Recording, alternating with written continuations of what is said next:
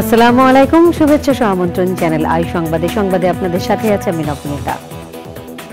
বিস্তারিত সংবাদের শুরুতেই জানিয়ে দিচ্ছি সুপার ফ্রেশ ফর্টিফাইড সয়াবিন তেল সংবাদ শিরোনাম। সরকারি চাকরিতে প্রবেশের বয়সসীমা ৩৫-এর দাবিতে প্রধান উপদেষ্টার সঙ্গে আন্দোলনকারীদের বৈঠক, সরকারের আহ্বায়ক কমিটি গঠন। কুষ্টিয়ার দৌলতপুরে ইউপি চেয়ারম্যানকে গুলি করে হত্যা, সাভারে শ্রমিক বিক্ষোভে গুলিবিদ্ধ হয়ে এক শ্রমিক নিহত। এবং চট্টগ্রামে কর্ণফুলী জেটিতে তেলের জাহাজে বিস্ফোরণে ৩ জন নিহত, বিস্ফোরণ ও হতাহতের ঘটনায় ২টি তদন্ত কমিটি গঠন।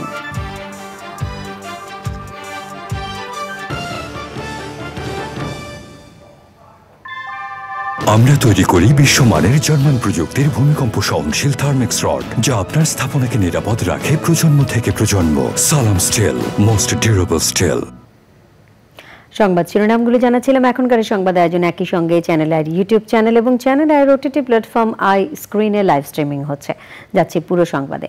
যুব ও ক্রীড়া উপদেষ্টা আসিফ মাহমুদ সজীব ভুঁইয়া এবং তথ্য সম্প্রচার উপদেষ্টা নাহিদ ইসলামের আশ্বাসে আজকের মতো প্রধান উপদেষ্টার বাসভবন যমুনার সামনে থেকে অবস্থান কর্মসূচি প্রত্যাহার করেছেন সরকারি চাকরিতে ৩৫ বছর বয়সের দাবিতে আন্দোলনরত শিক্ষার্থীরা।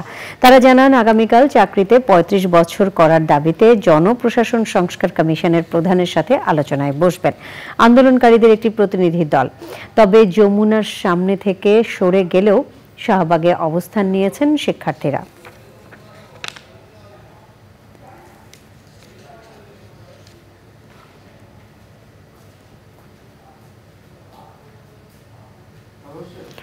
কুষ্টিয়ার দৌলতপুর উপজেলার ফিলিপনগর ইউনিয়ন পরিষদের চেয়ারম্যান নইমুদ্দিন সেন্টুকে গুলি করে হত্যা করেছে দুর্বৃত্তরা। বেলা 11:30টার দিকে ইউনিয়ন পরিষদের নিজ কার্যালয়ে গুলিবিদ্ধ হয়ে মারা যান তিনি। এ খবর ছড়িয়ে পড়লে উত্তেজিত এলাকাবাসী কয়েকটি বাড়িতে ভাঙচুর চালিয়েছে।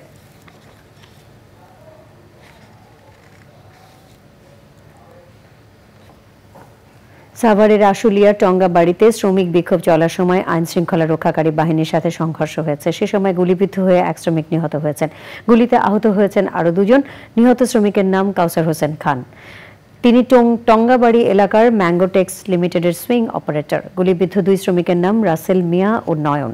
তারা অন্য 2টি পোশাক কারখানার শ্রমিক। শ্রমিকরা জানান, সকাল থেকে টঙ্গাবাড়ি এলাকায় ম্যাঙ্গোটেক্স লিমিটেড সহ কয়েকটি গার্মেন্টসের শ্রমিকরা বিক্ষোভ করেন। দুপুরে সংঘর্ষে গুলিবিদ্ধ হন কাউসার, রাসেল ও নয়ন। তাদের এনাম মেডিকেল কলেজ এন্ড হাসপাতালে নিয়ে গেলে কর্তব্যরত চিকিৎসকরা কাউসারকে মৃত ঘোষণা করেন। এই ঘটনায় ওই এলাকায় উত্তেজনা বিরাজ করছে। ওদিকে বকেয়া বেতনের দাবিতে সকাল থেকে নবীনগর চন্দ্রা মহাসড়কের আশুলিয়ার বাইপাইল অবরোধ করেন বার্ডস গার্মেন্টসের শ্রমিকরা। এই ঘটনায় মহাসড়কটিতে তীব্র যানজট সৃষ্টি হয়। চট্টগ্রামে কর্ণফুলী নদীর ডলফিন জেটিতে বাংলার জ্যোতি তেলের জাহাজে বিস্ফোরণ ও ভয়াবহ আগুনের ঘটনায় 3 জন নিহত হয়েছেন। নিহতরা হলেন workshop auto mechanic Nurul Islam, deck cadet Sourav Saha, mechanical fitter Harunar Rashid. জাহাজে বিস্ফোরণ ও হতাহতের ঘটনায় 2টি তদন্ত কমিটি গঠন করা হয়েছে। এর আগে পতেঙ্গার তেলের ডিপো এলাকায় সকাল 11:15টার দিকে আগুন লাগে। সম্মিলিতভাবে আগুন নেভাতে কাজ করছে নৌবাহিনী, চট্টগ্রাম বন্দর কর্তৃপক্ষ, বাংলাদেশ শিপিং কর্পোরেশন এবং ফায়ার সার্ভিস। জাহাজের আগুন অনেকটা নিয়ন্ত্রণে বলে জানিয়েছে নৌবাহিনী। পতেঙ্গার তেলের ডিপো এলাকায় তেলের ট্যাঙ্কারে বিস্ফোরণ এবং আগুনের ঘটনায় বড় ধরনের বিপর্যয় থেকে সব তেলের স্থাপনা রক্ষা পেয়েছে বলে জানিয়েছেন সংশ্লিষ্ট কর্মকর্তারা।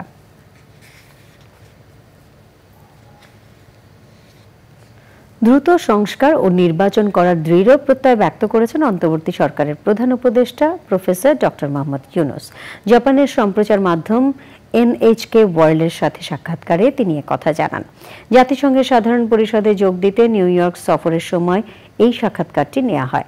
হাসিনা সরকারের পতনের প্রধান ভূমিকা রাখা ছাত্রদের কথা উল্লেখ করে প্রধান উপদেষ্টা বলেন, তরুণরা তাদের জীবন দিয়েছে, তাই নীতি নির্ধারণে তরুণ প্রজন্মকে সম্পৃক্ত করা হয়েছে। এই সংকটে বড় দাতা জাপানের কাছ থেকে সহযোগিতাও প্রত্যাশা করেন doctor Yunus. Our job is to do it as quickly as possible because we are not here to stay long. Our task is to reform and hold the election. As soon as we are ready for that, we will hold the election. This government has to succeed. They knew exactly what they wanted.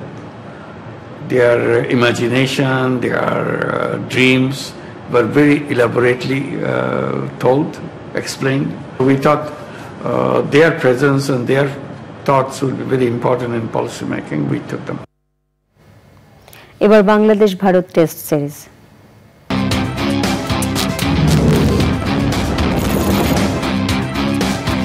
বিরতির পর আমন্ত্রণ আরো একবার।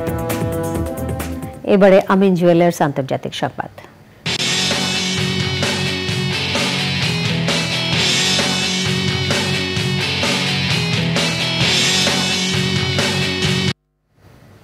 লেবাননে Israeli হামলায় 24 ঘন্টায় আরও 105 জন নিহত হয়েছেন। দেশটির সীমান্তে ভারী অস্ত্র ও সৈন্য সমাবেশ করছে ইসরায়েল। গাজায় অব্যাহত ইসরায়েলি হামলায় নিহত হয়েছেন 28 জন। ওদিকে ইয়েমেনের সমুদ্র বন্দর ও বিদ্যুৎ কেন্দ্রে ইসরায়েলি বিমান হামলায় মারা গেছেন 4 জন। লেবাননের সশস্ত্র গোষ্ঠী হিজবুল্লাহর প্রধান হাসান নাসরুল্লাহর অক্ষত মরদেহ উদ্ধার করা হয়েছে।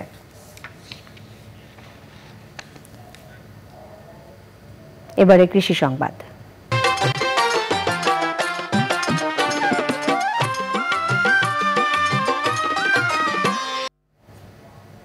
চাঁদপুরের ইলিশের খ্যাতি দেশ জুড়ে। মাছের পাশাপাশি ইলিশের ডিমেরও ব্যাপক চাহিদা রয়েছে। তবে ইলিশের উৎপাদন কম হওয়ায় প্রতি কেজি ইলিশের ডিম বিক্রি হচ্ছে 2700 থেকে 2800 টাকায়। ব্যবসায়ীরা বলছেন মাছ আর ডিমের ক্ষেত্রে হিসাব আলাদা, তবে সরবরাহ বাড়লে দাম কমে আসবে। এখন দেখবেন প্রকৃতি সংবাদ।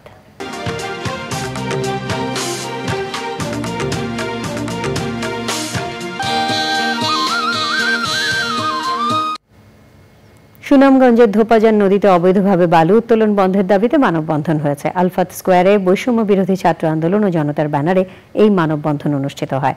মানববন্ধনে অংশ নিয়ে বৈষম্য বিরোধী আন্দোলনের শিক্ষার্থী ও সুনামগঞ্জ পরিবেশ রক্ষা আন্দোলনের সদস্যরা অভিযোগ করেন, সরকারিভাবে ইজারা দেয়া না হলেও প্রশাসনের ছত্রছায়ায় নদী থেকে প্রতিদিন অবৈধভাবে বালু উত্তোলন করছে প্রভাবশালী একটি মহল। এতে নদী তীরবর্তী এলাকায় তীব্র ভাঙন দেখা দিয়েছে। ভাঙন ঠেকাতে অবৈধ বালু উত্তোলন বন্ধের আহ্বান জানান বক্তারা। এক্সিম ব্যাংক বাণিজ্য সংবাদ।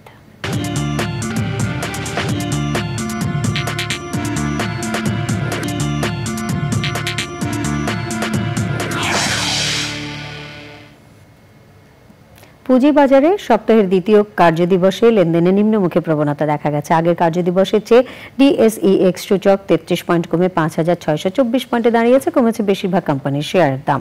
হাতবদল হয়েছে 395টি কোম্পানির 503 কোটি 90 লাখ টাকার শেয়ার ও মিউচুয়াল ফান্ড, যা আগের কার্যদিবসের চেয়ে 22 কোটি 58 লাখ টাকা বেশি। এর মধ্যে দাম বেড়েছে 157টির, কমেছে 196টির এবং অপরিবর্তিত রয়েছে 42টি কোম্পানির শেয়ারের দাম। সংবাদে আবারও নিয়ে নিচ্ছে বিরতি। আর বিরতির পর খেলার খবরে থাকছে